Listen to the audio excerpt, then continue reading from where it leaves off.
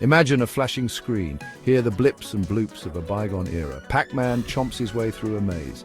Donkey Kong hurls barrels. These iconic images and sounds belong to the golden age of arcade games. The story begins with Pong and Space Invaders. Space Invaders brought a new level of excitement. The 1980s witnessed an unprecedented boom in the arcade industry.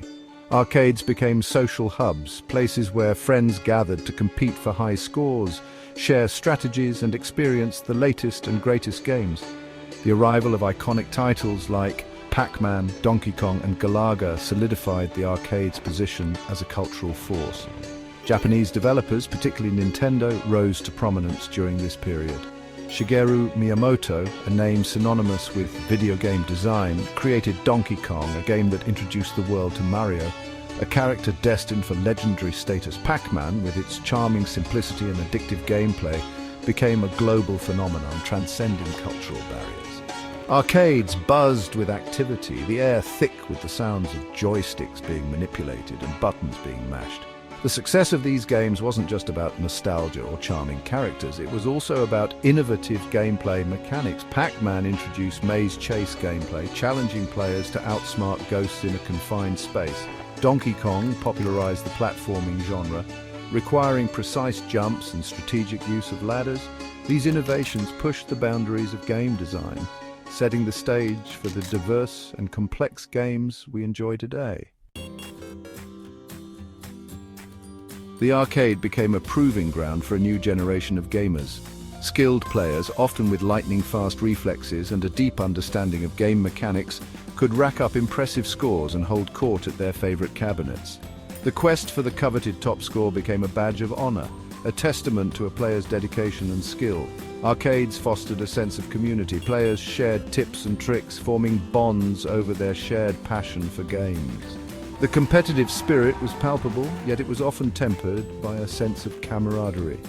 Victories were celebrated, defeats analyzed, and rivalries forged in the crucible of arcade competition. This era also saw the rise of fighting games like Street Fighter II, which introduced a new level of depth and strategy to the arcade scene. Players could choose from a roster of diverse characters, each with their own unique moves and playstyles. Street Fighter II wasn't just about button mashing, it was about mastering combos, reading your opponent, and outmaneuvering them. The reign of the arcade, however, was not to last. The rise of home consoles, offering affordability and convenience, gradually chipped away at the arcade's dominance. Gamers could now experience the thrill of arcade action from the comfort of their own homes, albeit with some compromises in graphics and processing power. Despite their decline, arcades left an undeniable legacy. They pioneered the video game industry, shaping its design philosophies and captivating a generation. Many of the game genres we enjoy today, from platformers to fighting games, have their roots in the arcades. The influence of arcade games can be felt in modern gaming. The emphasis on high scores, achievements, and online leaderboards is a direct descendant of the competitive spirit fostered in arcades. The rise of esports, with its massive tournaments and devoted fan base, is a testament to the enduring appeal of competitive gaming, a concept that found its feet in those dimly lit, coin-operated wonderlands. What are your fondest memories of the golden age of arcade games? Share your stories and keep the spirit of those pixelated heroes alive.